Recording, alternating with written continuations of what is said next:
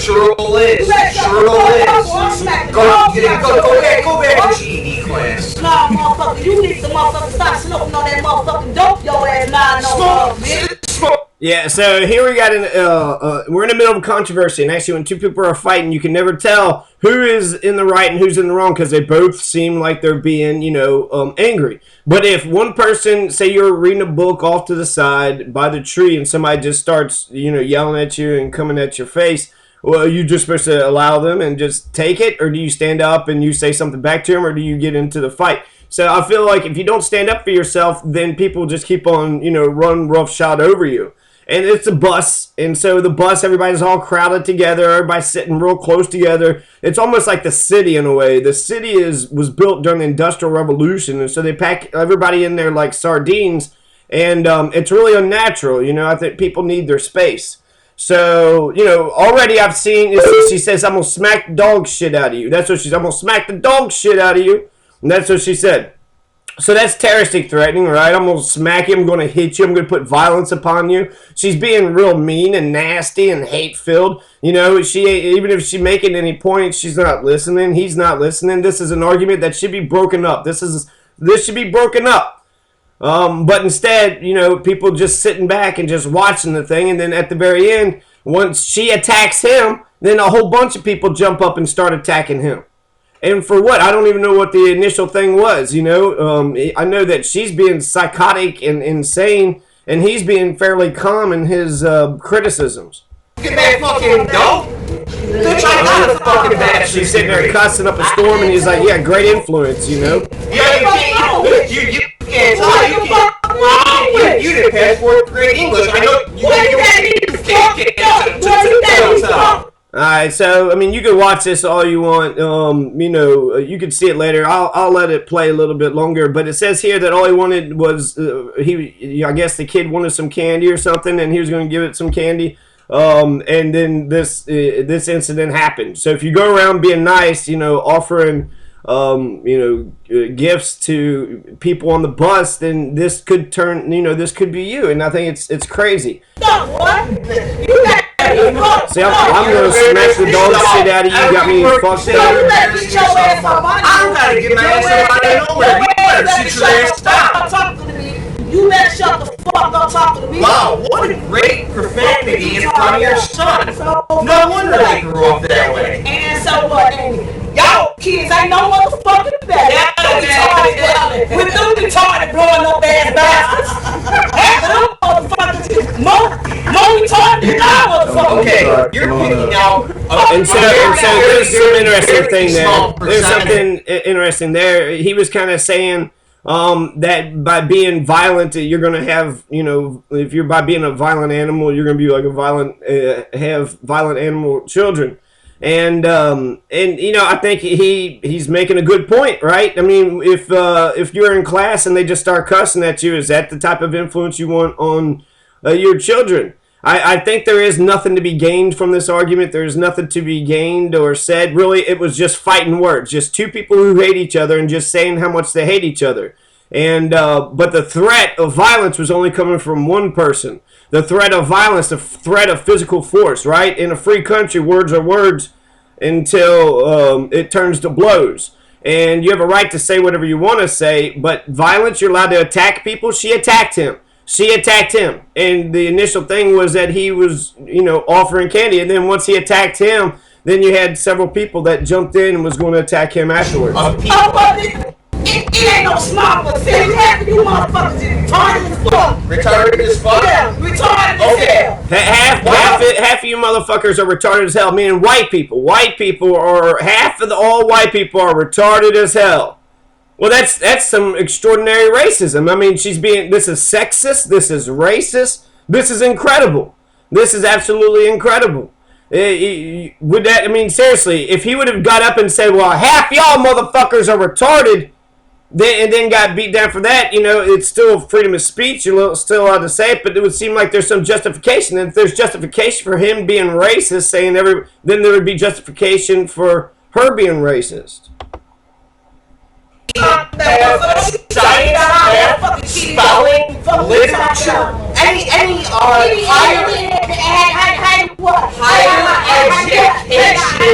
trivia, and I guarantee you. You got a bachelor's degree, but you ain't got no bread, plain no tea. Yeah, because I had a Come on. Make sense out of what you saying. Okay. All right, now she's like, makes sense, makes some sense, right? She's really trying to help this gentleman out, right? All this is just to help him out, right? She's just being, unbearably obnoxious, and we're just supposed to be like, well, that's okay, that's acceptable. You're allowed to be unbearably obnoxious, and nobody can do a single thing to you. No, I think that's ridiculous. That is not right. That's not right. Absolutely. I mean, right now she's insulting his teeth, making fun of him, said, trying to make, she's the one that messed up on her words, and then he had pointed out to it. Now she's trying to turn it around on him, right? Because he got a couple digs on her. Well, now she's feeling all embarrassed. So she just, I mean, what's the point of that conversation? What's the point of that, when people start making fun of each other's words and the way they're coming out, they're not listening to each other. They're not paying attention to each other. It's just, this is a breakdown of society. This is a breakdown of society. Is this, So now you're Make sense of what you saying, bro. Make sense of what you saying. makes sense. What does that have to do with his teeth? Is that what the argument was about? His teeth? my dirty ass. She accused him of smoking dope. Is that even true? I am. You're a retard. No, I feel sorry for your kid. I feel sorry for your kid. I feel sorry for you.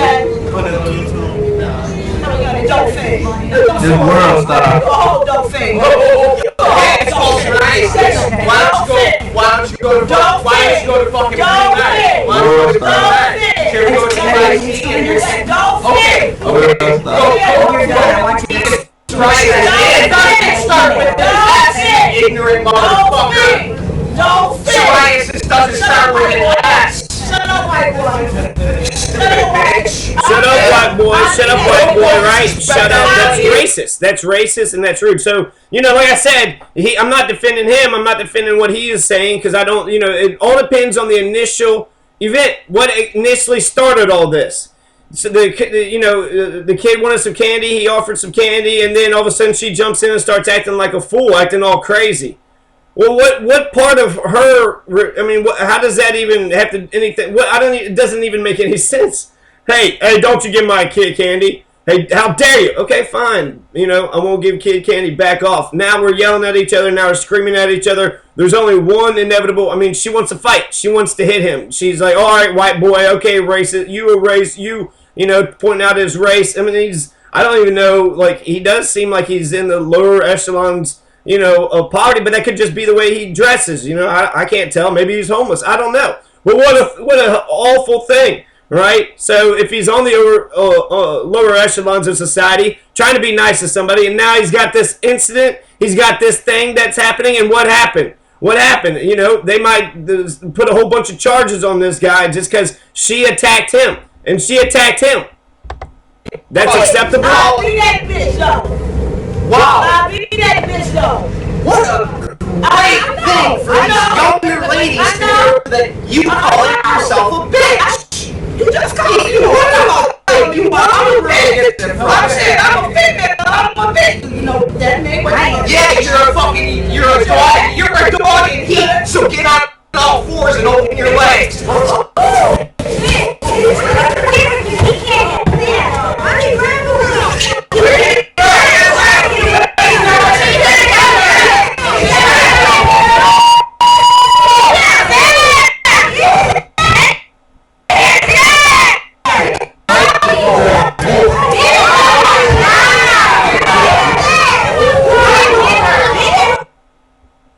So she attacks him, and now it's a big gang beatdown. Everybody jumping in, wanting to attack this guy. And again, I don't see there's it takes two to tango, two to tango, right? But still, I mean, here even Levi Skinnies is saying I would have jumped into his defense. Hate me all you want.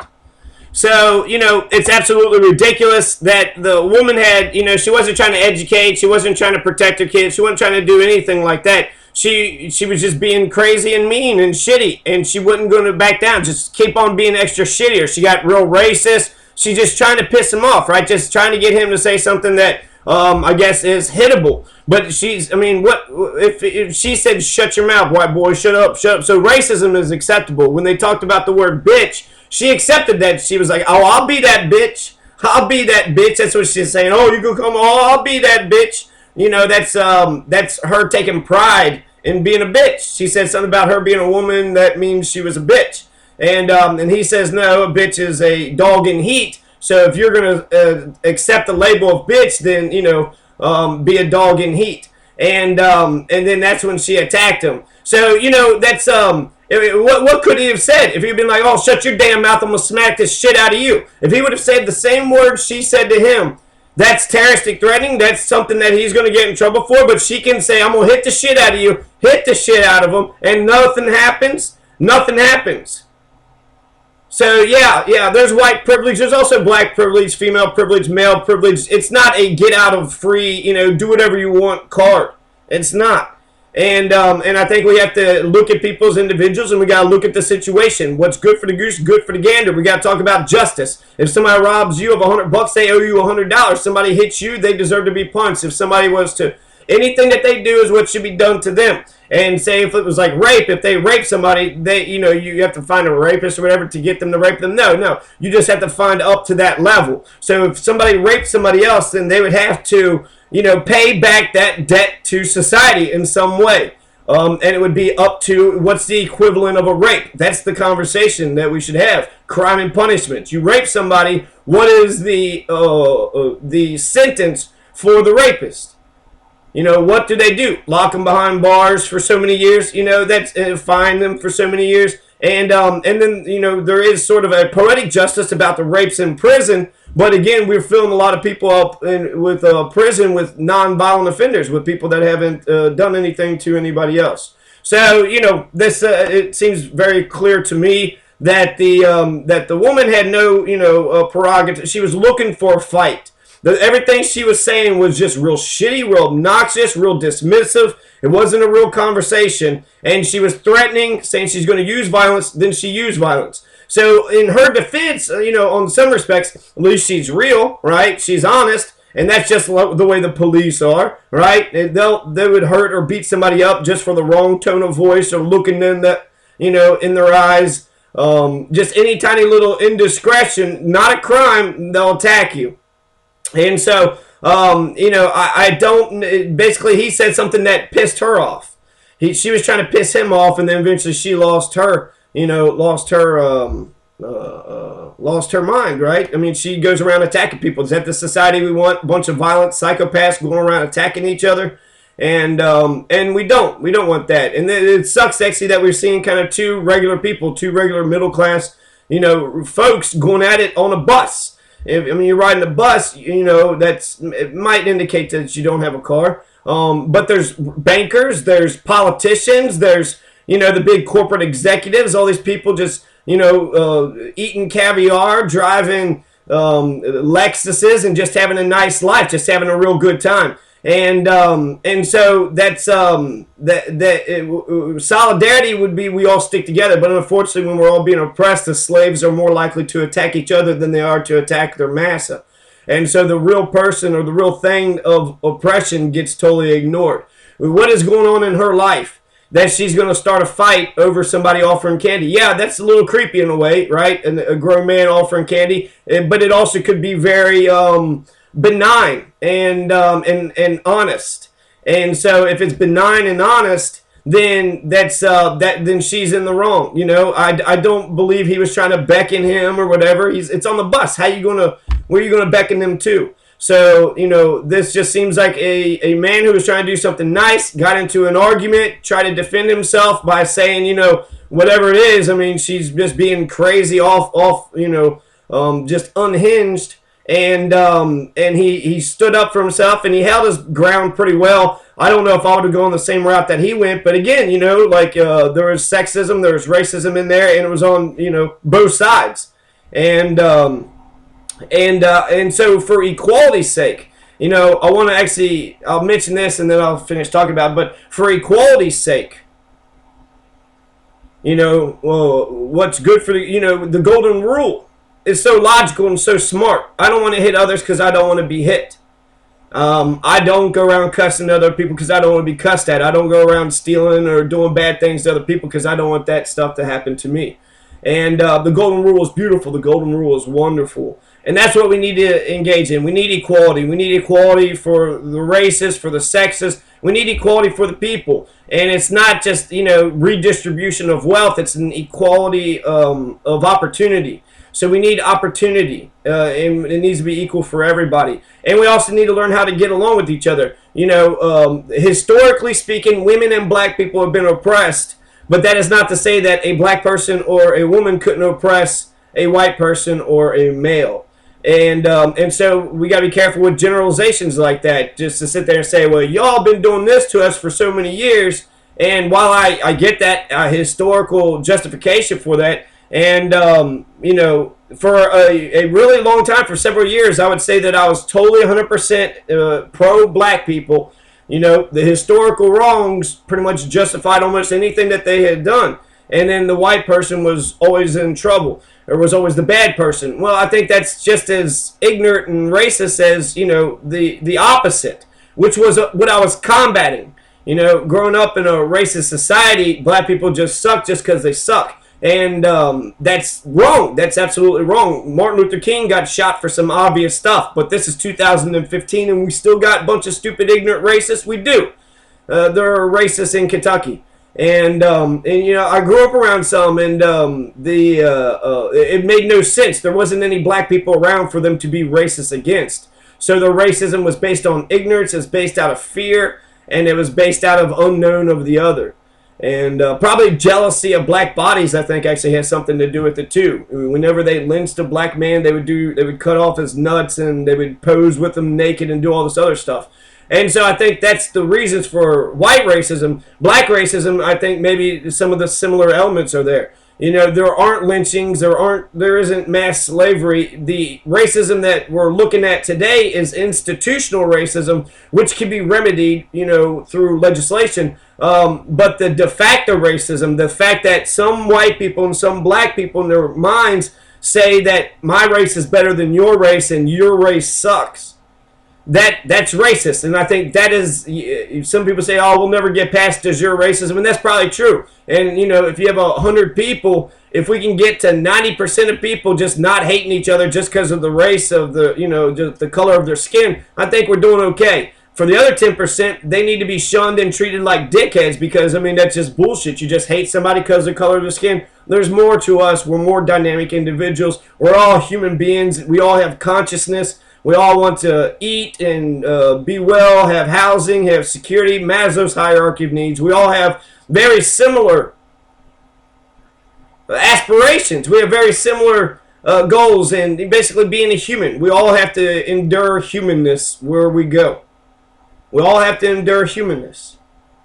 And so I'd like to get to equality. I would like to get to equality. We all have a will to power, so you have to check each other. If it's, hey, sit down, do this. No, I'm not your slave. I'm not going to do what you tell me to do. But I'm also not going to make you my slave.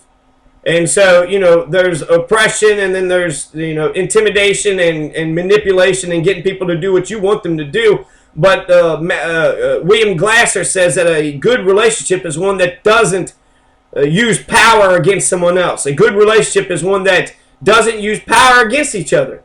They, that isn't part of the equation. And so if one person gets to be controlling, then that's the point at which, the relationship, the good part of the relationship has ended, and now they're trying to make it into a hierarchical relationship. So actually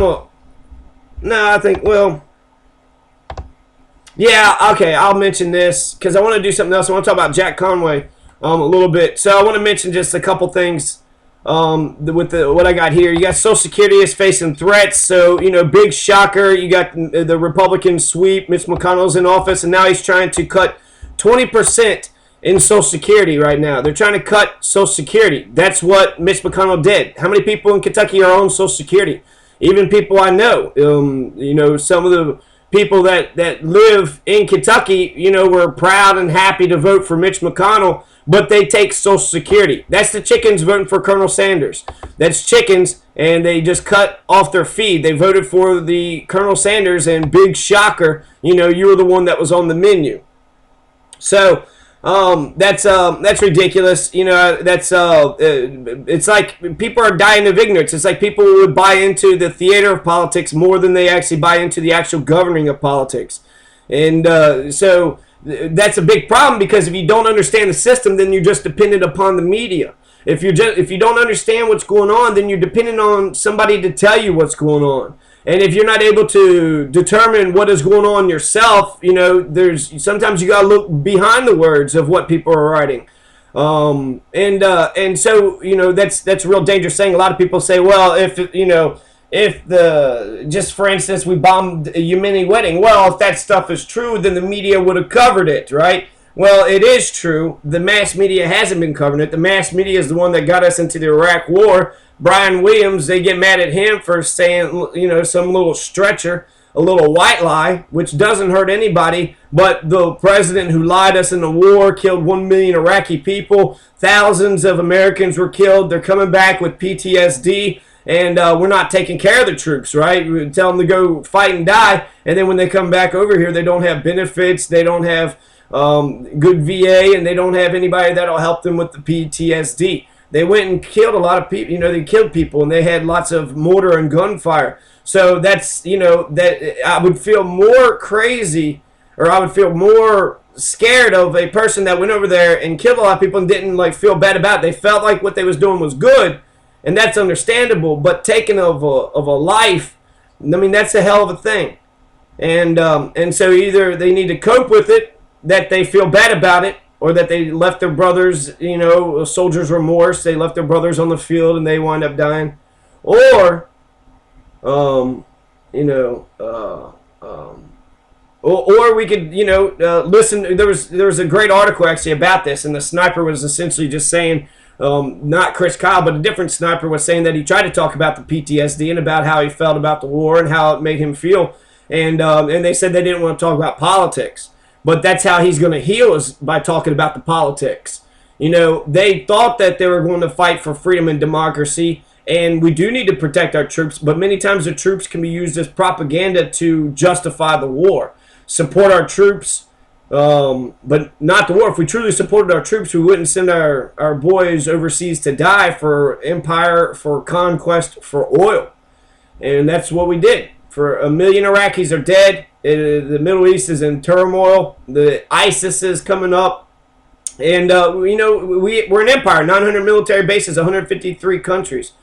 We're an empire, and we are the world's policemen. But because we don't step up to that role of being the world's policemen, I think we're bad at being an empire. And so being that we have 900 military bases in 153 countries, our tentacles are sort of spread everywhere, and we're going to get involved in situations that, you know, just like this white and black dude on the bus.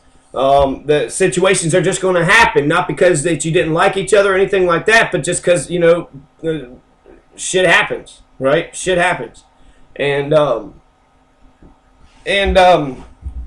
yeah, having so many bases all around, you know, we're going to get into situations that we don't want to get into, and if we're not willing to defend what's right and defend the freedom fighters and the democratic elements of the resistance, and we want to defend our dictators, or, you know, violate human rights, or, you know, sort of China. I'm thinking China, right? We're big partners, trading economic partners with China, but they have severe human rights abuses in China, and so, you know, what do we do? What do we do here? We got to go and protect Rwanda genocide, Darfur genocide, Sudan, Yugoslavia, any type of Somalia, any type of situation in the world. We need to be there. And if you don't think that we need to be there, then we need to be isolationist, and we need to pack our borders up and come home. Let the United Nations, I do not believe in one world government. I do believe in the United Nations. The United Nations only has power to declare one country the belligerent. One country is the aggressor. After World War II, we designed United Nations to protect that. We designed the United Nations to stop, you know, any country, one sovereign nation, to attack another sovereign nation. But that's what the United States did with Iraq, and nobody bombed us and nobody attacked us back when we did that.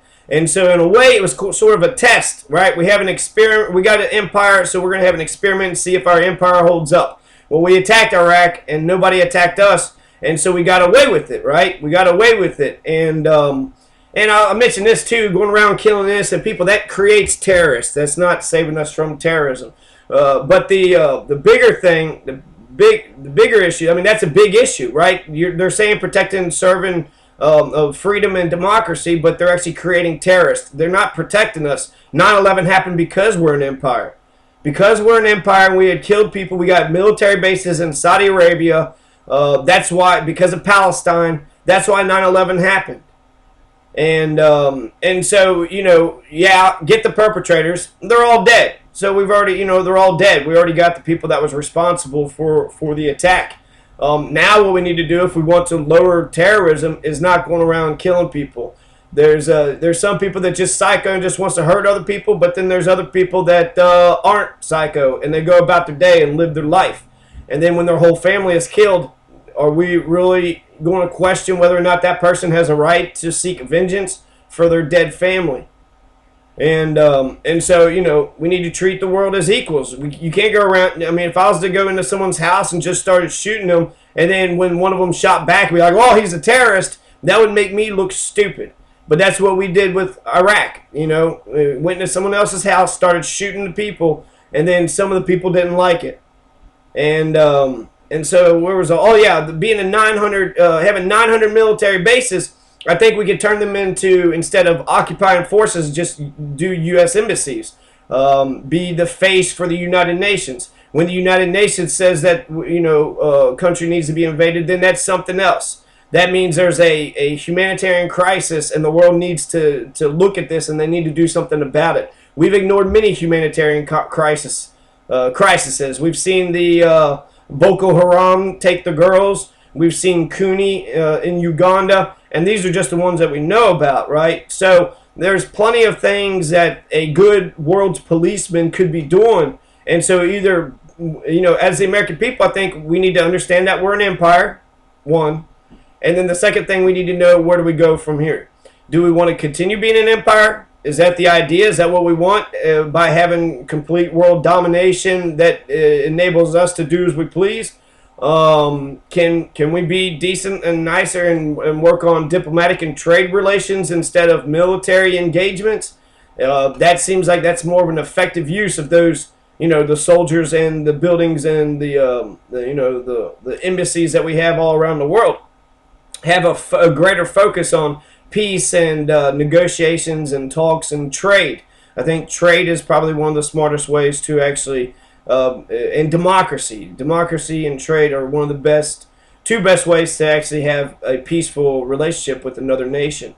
And so, you know, that's about the war. Those are my thoughts about war. And you know, this is ridiculous. This is crazy. It kind of reminds me of that fight with the two, right? Who starts the fight? You know, if we're America and we designate one or the other as a terrorist, who are we going to designate the terrorist? The one that the aggressor, or are we going to designate the one, you know, who? And just look how also, you know, just shit happens. Shit pops off over the dumbest of things. Over the dumbest of things, shit pops off. And now there's a fight. Now there's people going to jail. You know, I think that really, if we were a society that, you know, I think because we're sort of sheeple, instead of someone standing up and doing what was right and separating the two, they want to see the fight. They didn't know her, they didn't know him. They want to see some physical altercation. They want to see blood, and I think that's sort of a indictment on us all. You know, that I remember actually. I'll finish up with this last one, then I'll get back to Conway right away. But this is an indictment towards us all. I remember in school, I'm valedictorian, right? So I did very well in school. I still do well. When I was in school, I still did well. But I've since changed how I went about school. You know, going to school, all I cared about, well, I mean, there's several things I cared. I cared about not getting beat up, and I was bullied and picked on at home and at school, and so it was just a horrible experience for me. I don't look back on my high school and middle school and elementary years with fondness. Man, why can't I go back to that childhood when, you know, I just got to play with friends and life was so good. I don't. That's not an option, for me. My childhood was basically taken from me. But the point about education is that there's many points about education. But the biggest point about education is that being valedictorian meant that I was the most obedient person in the school. I was doing what anybody told me to do. I was making, straight A's. I would do all the bonus points. And there was senior skip day, and I was one of the few people that didn't go on senior skip day. So I wasn't developing networks. I wasn't developing friendships. I was just being obedient, doing my work. They said, shut up, sit down, and I did my work. And that's what I did. And, I think there's something to be said about that. Because, when I look back upon it, what did I retain? Not much. I think as students, as young people, we are able to be leaders immediately. Start our young people off as being leaders, and then they'll be polished leaders by the time they're adults. But instead, it seems like because of the 100% compliance principle, because of the totalitarian fascist nature of our state and the state government schools, that's true. Teachers believe that in order to be an effective teacher, you need 100% compliance. Shut up, do as I tell you, and that's education. But that's not education. That's you basically have ignored big parts of education. In fact, that's the opposite of education. That's oppression. The education is, when say I get curious about something. I'll give this one last example, and then I'm gonna call it quits. Okay, so. One example, so I'm in high school, and I asked the question, what's the difference between an atom and a molecule? And the science teacher just giggled at me and just kind of, I don't know, what's the difference? Ha ha ha.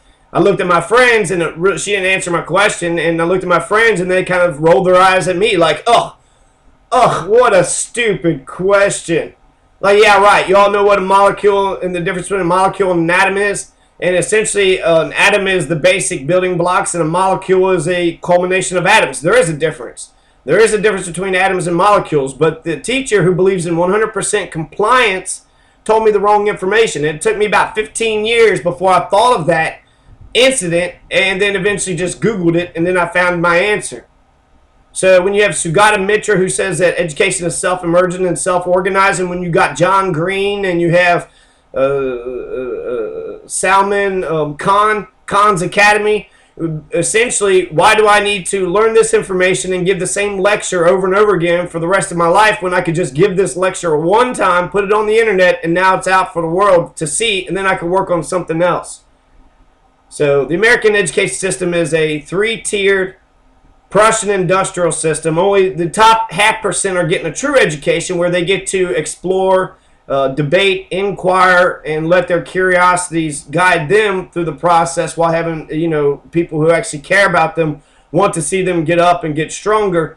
And then the rest of the people, you need some talented people to be doctors and to be engineers, some of the talented stuff, but only if they're obedient to the state. They must pledge allegiance to Prussia. Prussia is the greatest nation in the world. And once you see that they're obedient, then you take their skills so they can help, society. The rest of the 80% of the people are just being dumbed down. Shut up. Be obedient. That's all that matters. So, look at that bus incident, and then look at schools. I remember fights happening in schools. That was the education that I got. In the school, we all remember the fights. The fights was serious breakdown of society. Something was seriously going on here. And why? When is it an acceptable time to fight? Is there an acceptable time to fight? Is there a time to kill? And if you fight, are you allowed to defend yourself? If someone fights you, can you fight back? No, you'll both get suspended. And so when I see the bus, I see the schools. I think I see the docile sort of, everybody's quiet and compliant, and two people are popping off. Everybody circles them because it's so boring. You want to have something, you're being oppressed. We're all having to do this stupid work. And now look, something exciting is happening. And I remember every single one of the fights. Is the ones that stuck in my mind the most. I've since, I won't say that I forgot how to read or how to do math, but a lot of the, monotonous sort of routine. Basically, teachers say, I'm smart, I know it all, shut your mouth, and take notes from everything that I say. If I'm trying to learn how to ride a bike, I'll never learn how to ride a bike by listening to an American teacher. An American teacher will ride the bike and say how much they know how to ride the bike and how smart they are, and this is how they do it. And then I'll say, hey, can I get on the bike? And it says, no, get your own bike. Go learn it on your own. Education is all about you, and that's it. You know, they say such horrible, they say horrible things because they don't care about your education. They don't actually care about you being smart. You're just supposed to say, sit down, shut up, make sure the teacher thinks that they're gods. Well, what if you do all that? What if you do all that and they still fuck you over? You go through the rigmarole, you go through the bullshit, you listen to all their orders, and then they still fuck you over. I mean, I think I would say all my problems in life have come about being obedient to assholes that don't give a shit about me, and not showing power for myself, not being in positions and saying, hey, I'm an important person too, and I should be taken, I should be treated with respect.